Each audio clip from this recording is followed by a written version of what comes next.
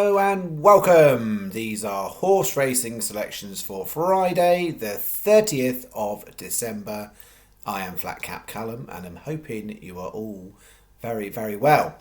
Alright, coming up, we've got 3/4 stake day for Friday. I thought it was going to be a half stake and I've eked it to 3/4. It's just two bets to two 4-leg bets to a degree, with obviously it's me, so there's some complication and stuff in there, but it's two lucky 15 bases, I would say. There was 8 races I wanted to have an interest in, and in some of them I was between two horses and I've split it, and some I've gone with one. There's a couple of races that are good on paper that I didn't like, so I've got nothing at Taunton. So Taunton might be the place where particularly if you Sky bet, where people might start off, because there's a couple of races, one paying 5, one paying 6 tonight. I didn't like the read of the race, and so yeah, so I think one of those ones that anything can happen in those races, and I didn't have the strong feels for anything, so I've left it. So my bets are mainly Wolverhampton with a bit of Haydock. So I'm not imagining anyone's going to get massively excited when I say that. We are stacked on Wolverhampton, and the biggest price is only 22 to 1, a mere 22. Everything I've got are 9 horses. Everything's double figures. 22 is the biggest though. So there's nothing big, nothing too short. We're all kind of what I would describe as medium prices. I know for some people these are all big prices, but that's not what I'm about. There are plenty of tipsters out there in the world that will give you 4 horses a day, all about 3 to 1, and one might win. That's statistically what's probably going to happen. And if you like a high number of winners, I am not your man. So my win strike rate percentage is lower than probably most tipsters you will find. My place strike rate in terms of bigger prices is pretty decent. Now I haven't got some sort of chart that tells me all the tipsters in the land, but what I am putting together for a bit of a New Year review, if you like. So I'm going to aim to try and get it out on New Year's Day. Is a review of the year, and I've got a few interesting stats I'm going to try and include. I've got a few more bits of data mining to do, but I kind of want to put some stuff out there to show a few comparisons to things as well, to give people, I guess, a better insight, because I'm big about the stats, and keeping the profit and loss is massively important to me, because you see a trend and you see a long-term trend. You don't just see what happened yesterday, last week, last month. You see it over a long period of time. Anyone in the world who is tipping anything will have a period of time where they have a good spell, and they'll have lots of periods of time of bad spells. What I'm trying to demonstrate is over the long term, the good outweighs the bad, which on this channel thus far it comfortably does do that. So anyway, more stats to come. Hopefully New Year's Day, if I get it ready in time. Might be a day late, but there'll be a New Year review video, specific, just standalone video, no tips on it, just a review of the New Year. Okay, I should have said as well. So yes, I did say it's two bets. 12:30 Haydock, first race, 12:30 Haydock. So for those of you who were, I said I'd do that at the beginning of every video, and I'm now 3 minutes in.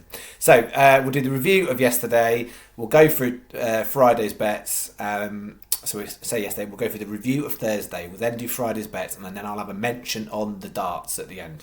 So how did Thursday go? Not well in terms of profit and loss. So it was 25 on. I got it as 534 back for the channel. So it wasn't a good day for profit and loss.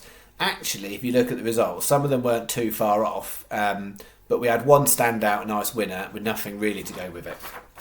So this bet, Prince Dundee placed at 4th, but only good enough for Sky. And the rest were a pile of trash, to be honest. Away to Sea was 6th, but I think it actually was last, and that one I said it was best of the rest, and it absolutely wasn't on the day. So no good there. And then bet 2, Broken Ice, 8th, paying out 6 places. So it was only 2 places out for a big field run race. It wasn't too bad. Difficult decision when it ran a great race and won from the front at 10s. Typical Thomas was a bit poor. And then Glenarbo Bridge was up there, faded, but actually it was a very, very, very distant 6th when 5th paid out. So, one winner, and 2 actually from place terms, not from distance, but place terms weren't too far away. Just to be clear, I'm not trying to make excuses. I'm just being honest. That's the actual results. That's what happened. I'm not here to start celebrating over a 10 to 1 winner with nothing with it. Other channels can do what they want with that, but yeah, that's not my gig. So I'm just trying to be honest as I can with stuff. So here we had nothing, and one place, and again, Glenarvo Bridge and Broken Ice weren't too far away in terms of placings, but we got Zippo back for the bet, and then could we save it? No, we could not. No good. Wasn't far away. Got a bit done in running, but wouldn't have placed. But I think it's maybe one to keep an eye out next time. And in case Pete was terrible. So that was it. 25 on 534 back. So again, we're in this situation where we've been the last couple of days, where I'll say to you, if you're Sky betting it, we are well ahead. We're a comfortable ahead for the week. If you're anyone else, we're actually quite behind now this week. So if you've bet with anyone else other than Sky Bet, we are behind for this week. So we've still got 3 days to go. Friday's relatively quiet. Saturday looks all right. Sunday looks all right. So we will see. 3 days to change the week for some. If you Sky Bet, we're enough in the bank that it's over the line already. So if you've Sky betted this week, irrespective win, lose or draw, Friday, Saturday, Sunday, you have made a profit. If you are not Sky Bet, you are losing, and you need something to help you this week specifically. Even if anyone who's been following all of December should be ahead just for December, irrespective of the rest of the year. Okay, right. Hopefully we're clear where we're at. Where have I gone then? Okay, so what I've done is I had 8 races, and I've split them in half with, on bet 2, it's the 4 races that the majority of online bookies are all paying 4 places. So I've tried to do it like that gives people option. So the first bet, it's a bit of a mixed bag, and Sky are better and Coral are next best. The bet 2, it's everybody who is online who has got 4 places on all races, hopefully.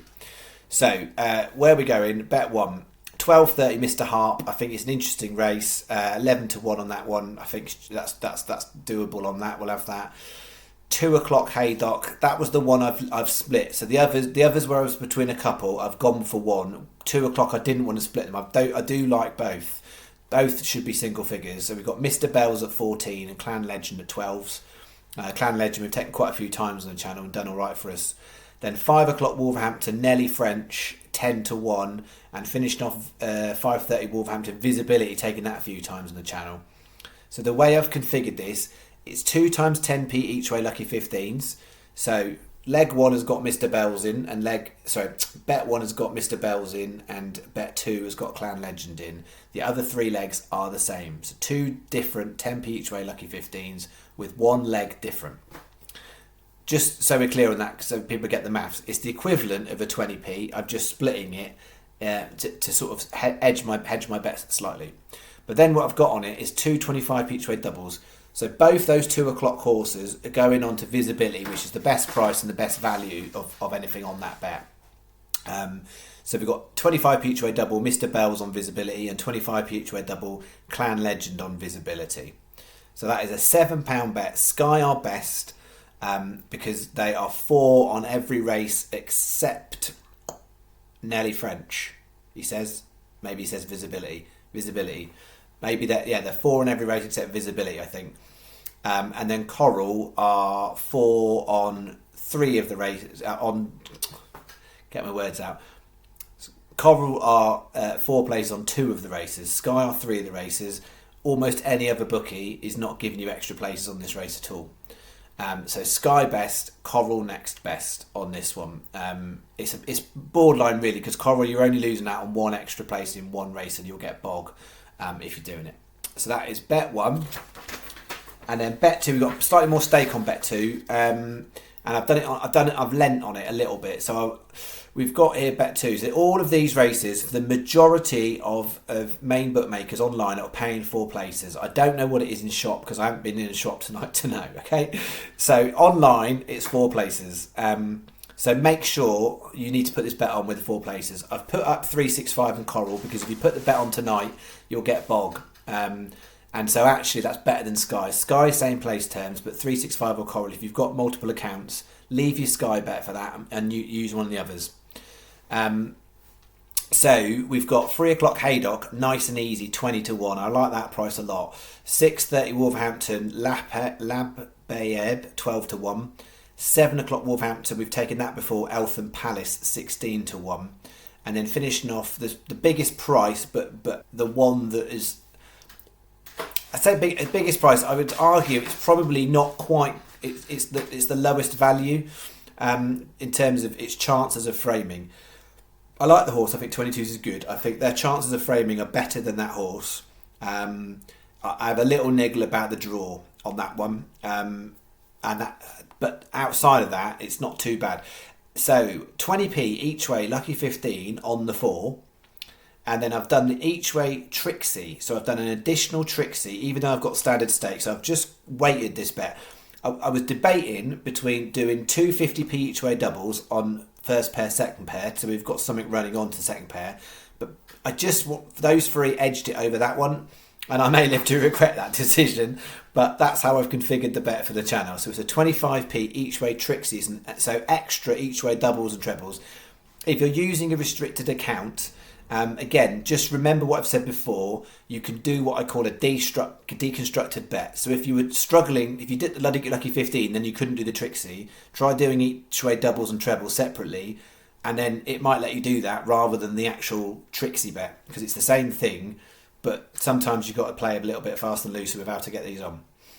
£8 is your bet for bet 2.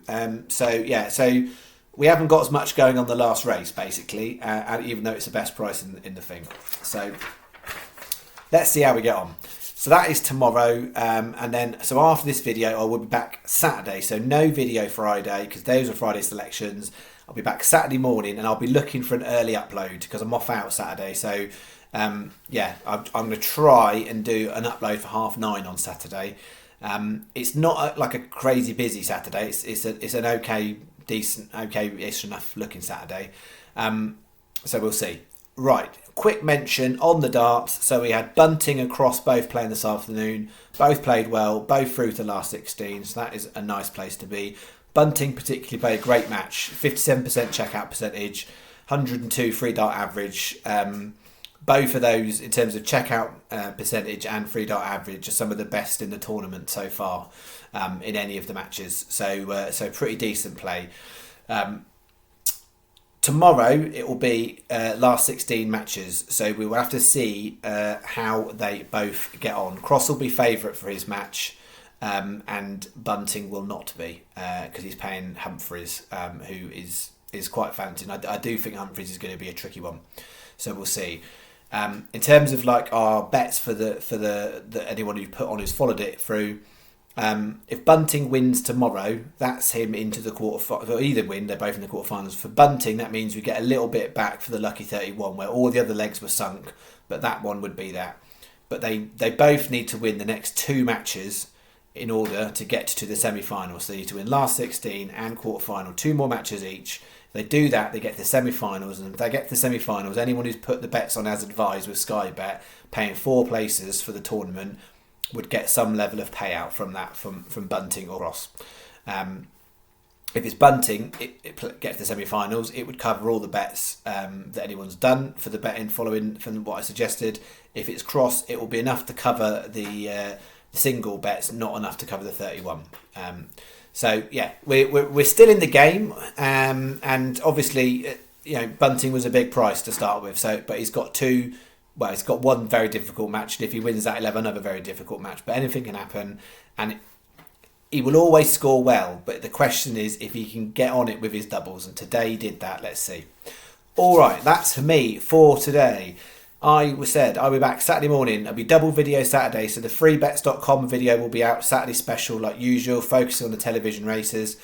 That will be out earlier than my regular video, but probably not by much this weekend because I'm trying to get this one out as well. So that's the Saturday special, £10 bets. That's a horse of the day, lucky 15 of the day, which is different to what I'm doing on the channel. It's then the TV acca of the day, so 6-fold plus a little extra bet. So that's what I'm doing for freebets.com. The regular stuff, which is mainly focused just on accumulators and predominantly lucky 15s. And just actually decided I was going to finish, but I'll just mention this one thing because it's been on my mind. I know there's often debate about lucky 15 bets, about whether they are good or bad, right? They are really, really good bets if you're betting with value. It is all about value. And if you've been watching a long time on this channel, hopefully you get that. It is not about winning. Is gambling is not about can you find the most winners. That doesn't make you win. It's understanding if the horse has got value in the price. However you're doing that. So some people, spend their lives, looking at Betfair Exchange and trading and stuff. That isn't for me. Might use it to place some bets, but not in terms of like trying to niggle little out extra points and stuff. Because I'm not looking to follow where the market is going and be ahead of where the market is going. I'm trying to beat the market. I'm not trying to play mathematical edge on certain races. That is something I'm aware of, and I utilise that into my betting strategy, but I'm trying to beat the market. So Lucky 15 bets are brilliant if you're betting with value. However you're finding the value, whether that's horse selection, race selection, betting exchange price, trying to get ahead of stuff, they are an excellent bet. If you are on bad value bets, so if you're looking at 2-1 favourites and you just like picking favourites, over time you will not win if those horses don't have value. So if you don't know what value is and you're just picking, say, 3-1 favourites and you do 4 of them and you do Lucky 15s, you will win on lots of days, but overall, over the long term, you will lose because the value is bad. Because if you're just blindly saying, I'm just going to pick favourites, you don't know what you're looking at in terms of value. So winning is about value. So if you've got value, Lucky 15s are brilliant because it exponentially increases the value of what you've got. If you do not have value on your side, irrespective of whether you just you have a lot of winners, you will not win long term just by using a Lucky 15 bet. Hopefully that makes sense. I wasn't going to say that and then it just popped in my head and I thought I'd talk about it. So yes, Lucky 15s are great if you are using them in the right way. Okay, that's me. I'll finish there because that was supposed to be a short video and it's not been. I'll be back Saturday, double video. See you then. Thank you very much. Bye bye.